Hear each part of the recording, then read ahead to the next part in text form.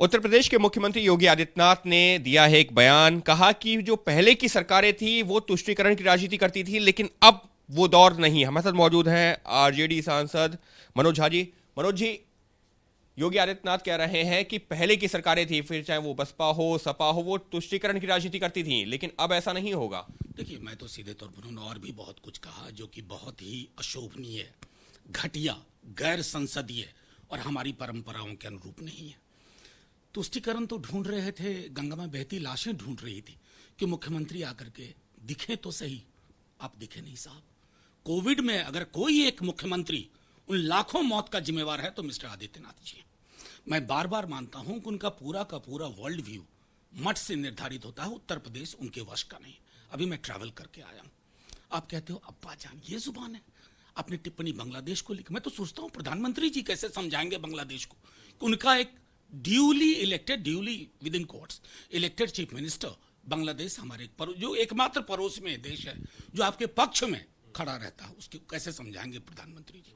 और मैं ये भी कहूं कि आपने बड़ी आसानी से भूपेंद्र पटेल के हाथ में कमान सौंप दी, first time chief minister in Gujarat. Uttar Pradesh में आप चाहकर भी नहीं कर पा रहे हैं क्योंकि वो आपके विकल्प के रूप में यहां न्यू ऑपरेटिंग सिस्टम के रूप में अपने को प्रस्तुत कर रहे हैं। उसमें उत्तर प्रदेश की बेबसी का हाल है। आप लाख कह लो, चुनाव किस मुद्दे पे होते हैं? शिक्षा, स्वास्थ्य, रोजगार, इन तीनों पर अपनी उपलब्धियां बता दें मिस्टर आदित्यनाथ, मैं मान जाऊंगा। वहां बताएंगे नहीं, तो यही बचता है उनके पास। तो सर, आप ये कह रहे हैं कि आगामी जो उत्तर प्रदेश में चुनाव है, विधानसभा चुनाव जो अगले 5-6 महीने के अंदर होने हैं, उनमें अब जो बाकी जो आप शिक्षा, स्वास्थ्य या विकास ऐसे मुद्दों के जिक्र कर रहे हैं वो पीछे छूट रहे हैं और ऐसे मुद्दे सामने आ रहे हैं? मुद्दे जनता तय करेंगी। मैं बता दूं, ये उनकी बहुत बड़ी चूक है। और मैं समझता हूं कि आलाकमान जो इनके हैं उनको भी सोचना चाहिए कि किस प्रकार की प्रस्तुतिकरण के माध्यम से आप चुनावी राजनीति को देखना चाहते हैं। अगर चुनावी राजनीति को ये अब्बा जान, तुष्टीकरण, वो भी घटिया शब्दों में, घटिया लफ्जों में, राशन को लेकर के जो आपकी टिप्पणी थी, मैं तो कहूंगा कि आपको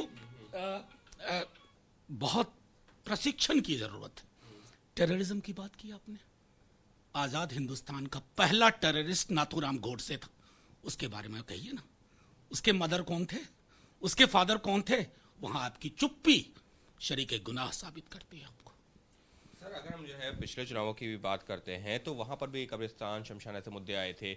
इन चुनावों में क्या एक बार फिर से कुछ उसी तर्ज पर जा रहे हैं और कमोवेश सभी पार्टियां क्या अब इन मुद्दों पर ही ज्यादा फोकस करेंगी? क्या आपको लग रहा है? ये हमारे हिंदुस्तान के लिए एक ऐसा क्षण है ना, सबको सोचना चाहिए।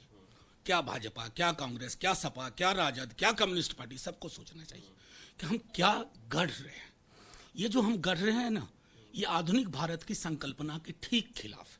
ये बिल्कुल वैसी चीज हुई कि बंटवारे के बाद हमने सोचा था कि पड़ोस अपनी नियति चुने, हमारी नियति इंक्लूसिव होगी, हम मेल जोल की संस्कृति के आधार पर आगे बढ़ेंगे।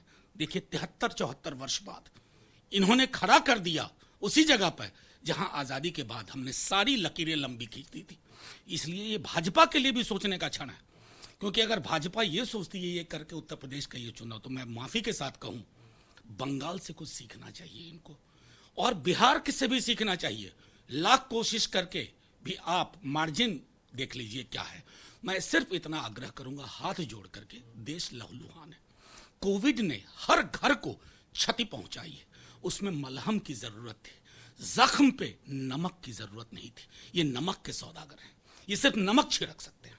यानी साफ तौर पर आरजेडी सांसद मनोज झा का ये कहना है कि उत्तर प्रदेश के मुख्यमंत्री योगी आदित्यनाथ का बयान निश्चित तौर पर कई तरह के सवाल खड़े करता है और वो भी एक मुख्यमंत्री के द्वारा इस तरीके का बयान, तो निश्चित तौर पर उस पर विचार करने की जरूरत है, क्योंकि अगर जनता के सामने जाना है तो और भी कई सारे मुद्दे हैं और इस तरीके से बयान देकर के जो राजनीति की जा रही है उससे बचना चाहिए।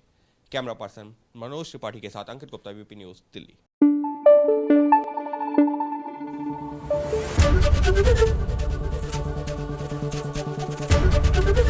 एबीपी न्यूज आपको रखे आगे।